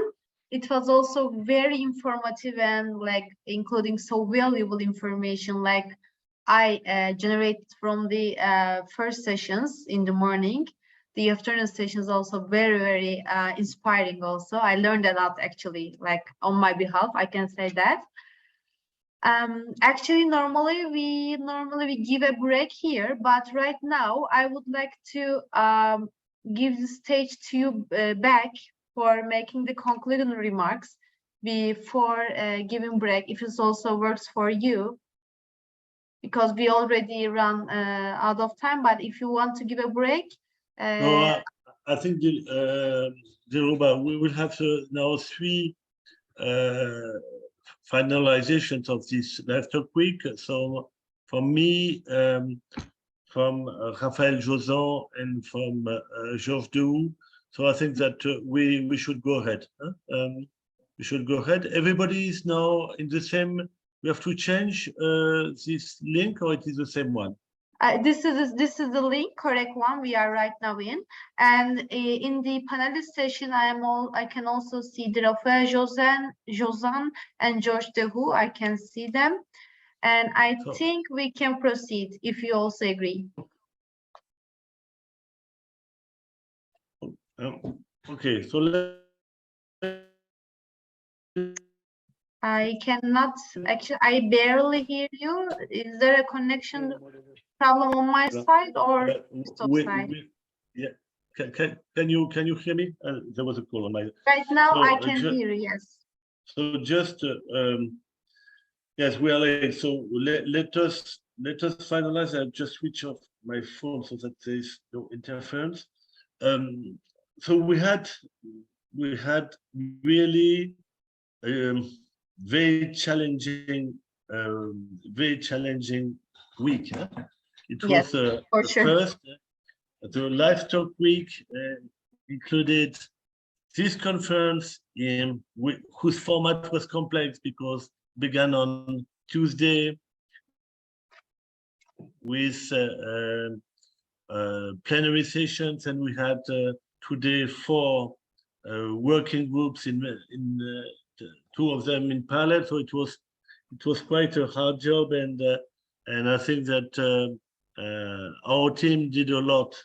They really performed well to organize it. So thanks a lot, Dilruba, to you. Thanks a lot to Lola, who also organized with you this conference. Thanks to Dilara, to Ilke, to Ufo, to Sarai, to Tike, who are beyond the stage. It's a challenging format, and you managed to deal with it in a very efficient way. So Livestock conference, but also group visits. So we spent 1.5 days traveling together with international companies to visit different farm systems, different agronomic different systems with different agronomic potential, and I think it was very instructive for everybody, including for me. We focus in particular on the area where AFD is planning to launch its new phase of projects in the Mosangori area. Yesterday we were in the catchment area on top of Sioni Reservoir, and on Tuesday afternoon we went to Gardabani from some salty areas where there are specific agronomic problems to deal with, and also to Sartichala, where we saw very impressive systems with yields of maize up to 70 tons, which is really a record, and which shows the potential of Georgia. And if I have to make a summary of all the work we had this week, it is to see that Georgia is a country which can use its potential now in a very efficient way. We see the emergence of leaders, of pioneers. It has been very difficult for them to achieve good results, but we have good results. We saw splendid farms from livestock. We saw farmers with a very clear idea of their constraints and their potentials, whether or not they are big. We met yesterday, for instance, with sheep farmers.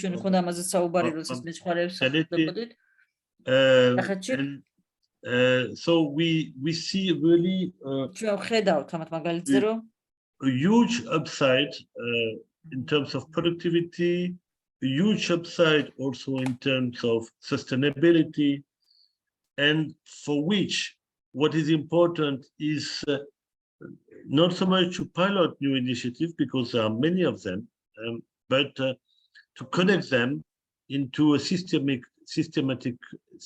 approach. And this is probably the underlying reason why we wanted to have this Livestock Week, to create as many potential bridges between the policymakers, the researchers, and the farmers, the suppliers of new technologies from here and from abroad. In this respect, I think that this Livestock Week is a success. What I saw, what I learned from others, in my own case, demonstrate that this is a good format to create really this idea of a forum of initiative to push forward for the modernization of what is probably the most essential component of agriculture, not only of Georgia, but of all the region and probably of all the world in the near decades.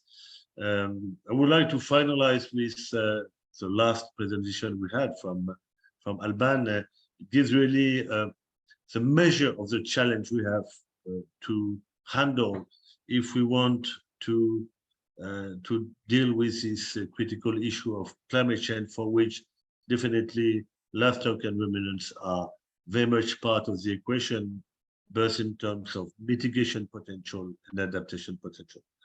Thanks a lot for all the persons who contributed to this Livestock Week to make it a real success, and in particular to all our Georgian guests, farmers, shepherds, specialists of different fields of activity in the livestock sector.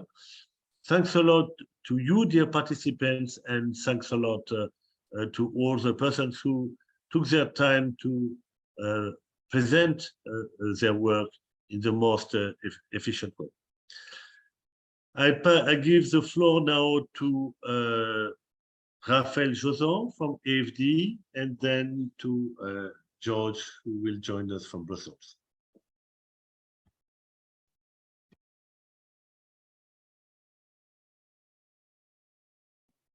Thank you, Deroba. Thank you, Christophe, and thank you to the whole team, and congratulations for organizing this conference. It was a success. The working groups were very interesting, and I'm very pleased to be closing this this week that we had, and I'm really thankful that we could go to the field. Unfortunately, I was not part of the visit, but I heard that there were some very interesting discussions in the, what you said, this Zemo Samgori irrigated field, where indeed we are planning to be providing some technical assistance, some investment, some financing for supporting the development of agriculture and especially livestock development. AFD is a partner of this conference through the FinExCoop project. And we have been active with you, Christophe, and all the team here, and several of the experts who have been the speakers during the conference. And what we want is to scale up our efforts, scale up the impact.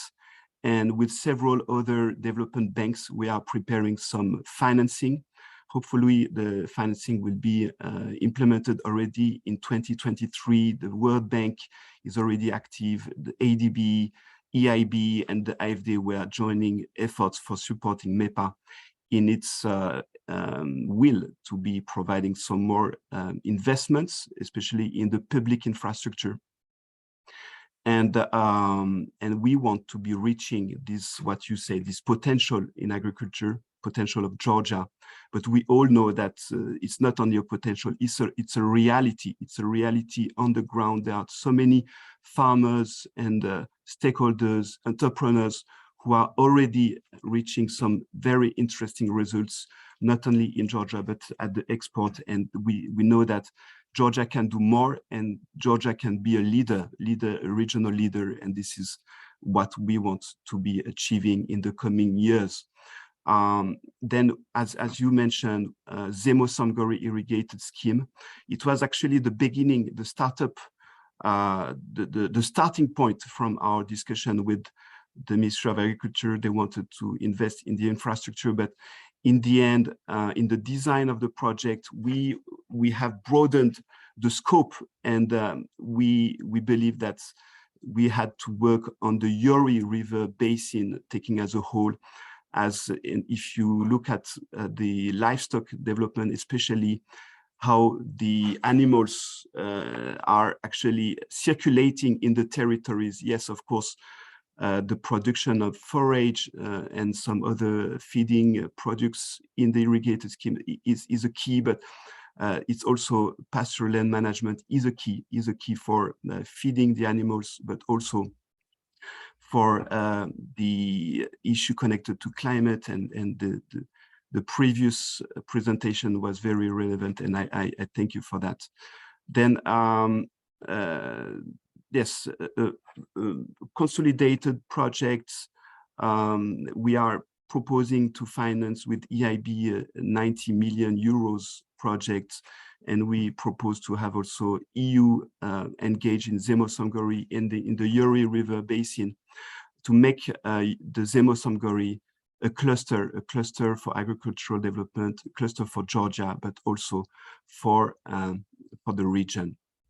I need to emphasize here that the work that has been done during the FASEP project and more broadly with the FinExCoop, they were very instrumental for designing the project together with MEPA, and for designing the support that will be brought to farmers, to the value chain development, but also to the institutions like the Land Management Agency, NEA, National Agency for the Agency for Environment, Georgian Amelioration in charge of water resources management and irrigation, MEPA, RDA, etc. And I really want to thank you for that. The strength of the FASEP project and also FinExCoop is to make us come together, to find synergies between stakeholders, entrepreneurs, the development partners, the government, and of course the experts. We are all experts somehow, and the expertise, the real expertise that make the impact is the one that we share, and the vision that we build together. And this is what you have been able to do. And at this stage with MEPA, we feel strong. We feel strong with MEPA, EIB, hopefully also EU. And now we need to advocate the investment, the whole project in front of the Public Investment Management Committee, which is headed by the Ministry of Finance. And we know the pressure on public finance today, not only in Georgia, but all over the world. And there must be some priorities. And we needed this technical assistance, your expertise to demonstrate the impact on the economy, the impact on the production, the impact on the food safety, and also the impact on the climate. Climate change, we have to adapt, but climate change, Georgia has committed as well to be reducing some the emission, and we will be supporting Georgia for that. And we hope in the coming weeks that Ministry of Finance will be approving this project. We are on the right track, and once more, thank you for the conversation, the discussions, the working groups today and the previous days. Very instrumental, very relevant, and we hope that in the coming weeks and months we can work together in the implementation of the projects close to Tbilisi, Zemosongori, and of course further in other places in Georgia. Over to you, Christophe, and congrats once more.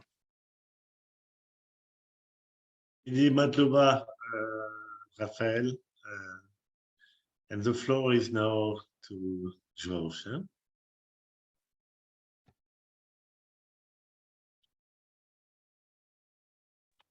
Yes, can you hear me? Yes, we can. No. Yes, we can hear you, Mr. Dehu. Yes, can you hear me? Yes, we can hear you. Ah, okay, because I didn't have any return, so I was a bit But worried. we don't see you, George. Huh? Oh, well, this no. is better. Yes, we can right now. Are you happy now? Actually, you good, whatever. It's afternoon, even here, so good afternoon to everybody. By the way, Christophe, you know, it's a bit like France and Paris. I mean, there is something else than Paris and France. So I'm not in Brussels. I am in the south of Belgium, in the middle of the rural areas. I haven't seen Brussels yet, actually, since I'm here. So speaking to you from the south of Belgium, which means that unfortunately I didn't have the opportunity to join some of those field visits and to attend some of the sessions. But I'm very glad to see from the from the program and from the reaction of some of the participants over the last hour that you have indeed addressed what I had mentioned within or during my opening remarks, and particularly on focusing on what the pillars are, of the Common Agricultural Policy are, being on the productive aspects or being on the greener aspect or on the fairer aspect. I mean, I saw quite a lot being discussed about productivity, and I think this is definitely a key in Georgia, not only for livestock, by the way, but for absolutely everything. And I particularly like to see the links between productivity and side impact. I don't know if I can call it like this, but at least impact it has on the other pillars, and particularly on climate change and on income for farmers, and especially for small farmers. The greener, I really liked Alban's presentation, not because it was the only one I participated to, but I think it's really hitting the nail on the head of what climate change is in relation to livestock. And I would even insist on one aspect is always to look into those things under the angle of the whole life cycle of a production. We see that in livestock, that livestock production in itself does not constitute around 50% of the emission linked to the production. The rest is coming from the other steps of the chain. Climate change is often an understood or misunderstood problem. And I'm very glad he insisted as well on the issue to concentrate on pasture and on fodder production, because I think that's definitely one of the major issues here. On the fairer side, I may be insisting a little bit more on that one. We do need to take into consideration the socio-economic fabric of livestock production in Georgia, and especially the aspect of smallholders. We do have models that we can share in terms of cooperatives and in terms of I don't want to use directly the term fair trade, but at least the social labels that allow consumers to understand where the product is coming from, and that indeed by buying that particular product, you're actually supporting your national smallholders.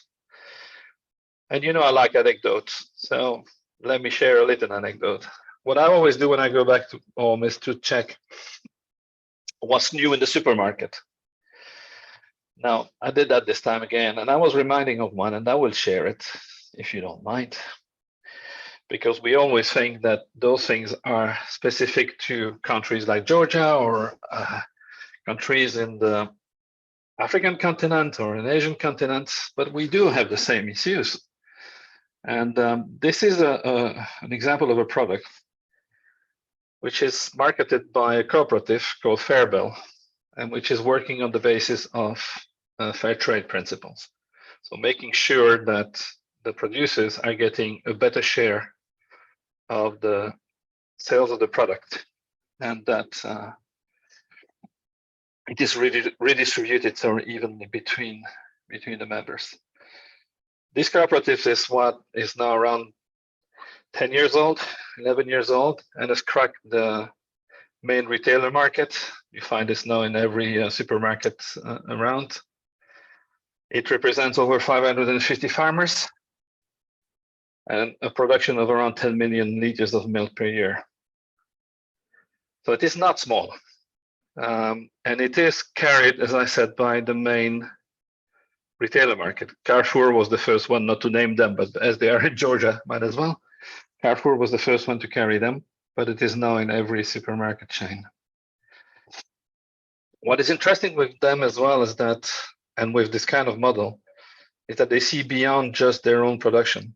And they have started collaboration with countries in Africa to develop similar labels in exchange using their own fair trade products. And let me see if I can do that, because I'm not very good at that kind of technology, but no, it is, I think. Yes, here it is. So they are now producing, also in collaboration with some of those countries, products which use the fair trade label in Belgium, but also the international fair trade label for the cocoa that they're using in those products. And the third element, which I think would be interesting also for you and for Georgia, is that they are looking for synergies similar to these ones. They have developed in Burkina Faso what is called, I think it's called Fairfaso or something like this, which means that they're looking into supporting the replication of this model in other countries. Sorry, it's a bit of a too long anecdote, but it's just to show that we have to see beyond just the technical aspects of production and the quality of the production itself, but also the social dimension of it. And like Alban was saying, everything is linked, and we see impact of those kind of models, including on issues like climate change and environmental conservation. So, as at the end of every similar workshop, what we're looking now for is obviously the proceedings of this conference, but also how this will be translated into actual and pragmatic actions in support of the sector. And like Raphael was saying, actions that we could on our side as donors support. So I'll be very much looking forward to that. I'm a strong believer of the potential for small ruminants in particular development in Georgia. Also on the dairy, the meat is something the beef meat is something I'm still a little bit, I need some convincing on the economics of it, but we definitely will be supporting the sector in the future. So thank you very much to all the presenters. Thank you very much for all people who have attended, which means I'm not thanking myself because I couldn't. And in particular, thank you to the organizers. And Christoph, I don't know if we have any other conference coming soon, but we will be continuing to support them. So thank you very much, and I wish you a good weekend. I think we are nearly into it. Thanks a lot, George. George, you are always anticipating. So the final remark is we have had already within the framework of FinExCoop, we have had 3 international conferences, one on potatoes last year, one on apples in May, and now this conference within the framework of the Livestock Week on large and small ruminants. We plan to go further until the end of the project, which would be beginning of next year. And we are still very much preparing a conference on COPs, on cooperative, because productivity gains without social equity doesn't lead to sustainable development. So definitely, cooperative is a way for smaller, not for farmers, for family farmers. That is, it has been the historic way to protect them in this modernization process, to help them keep their fair share of the value of the final products. We are planning to organize this conference on cooperative, knowing that today we largely participated in opening a debate within Georgian society itself. Within this debate, positions between different stakeholders may be diverging, and we are trying to help them find a common ground based on the European and in particular the French experience.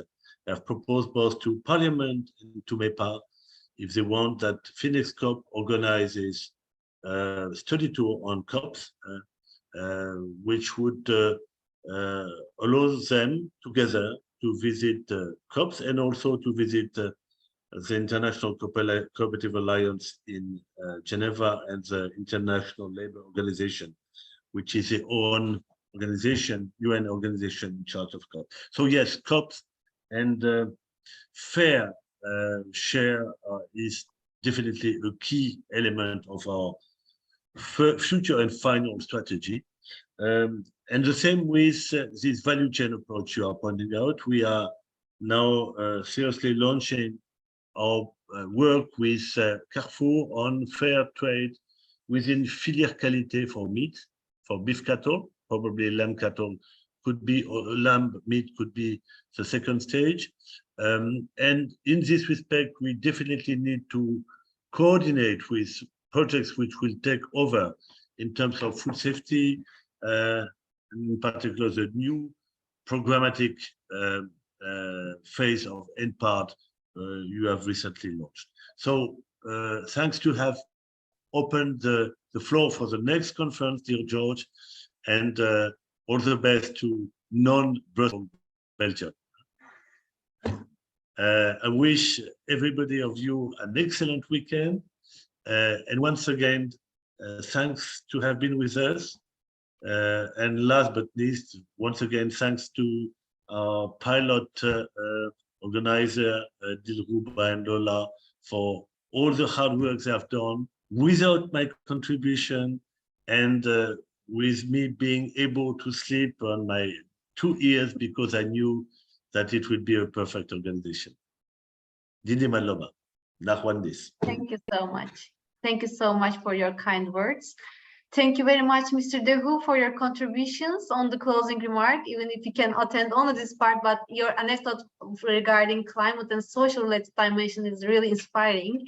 And also I would like to thank Mr. Yuan for this contributions and promoting insights regarding the Zemo-Samgori region. It's also important for us. And Christoph, I also would like to thank you for your contribution throughout all working sessions and to these closing remarks.